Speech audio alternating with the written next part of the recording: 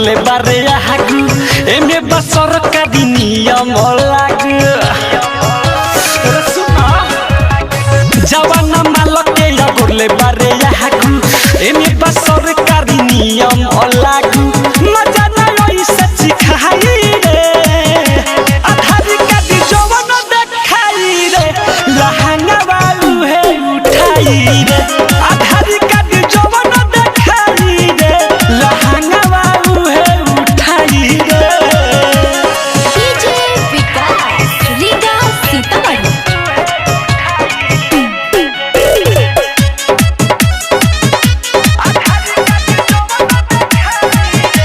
mix बार विकेश भोजपुरिया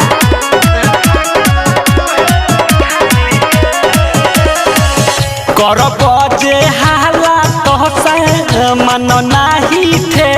कि line में लागल लोगी न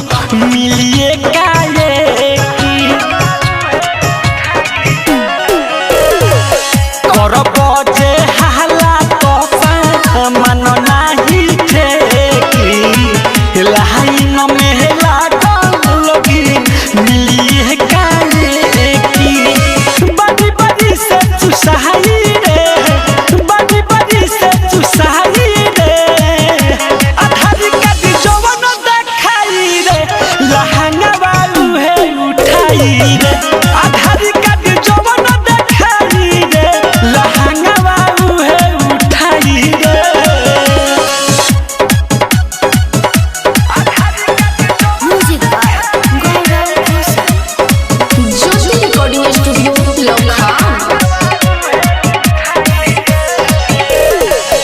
राइटर रंजय जानी बोलयन संड हो चुमा के भीतर न होई आइल बा फंड राइटर रंजय जानी बोलयन संड हो चुमा के भीतर न होई आइल बा फंड सुधीर बिकी के छुआई रे सुधीर बिकी के छुआई रे आधारी का दी जवान देखाई रे लहंगा वालू है उठाई रे आधारी का दी जवान देखाई रे लहंगा वालू है उठाई रे जवाना मालके या गोरले बारे याकू एमे बसर का नियम लागू मजा ना ओई सच्ची खाई रे आधारी का दी जवान देखाई रे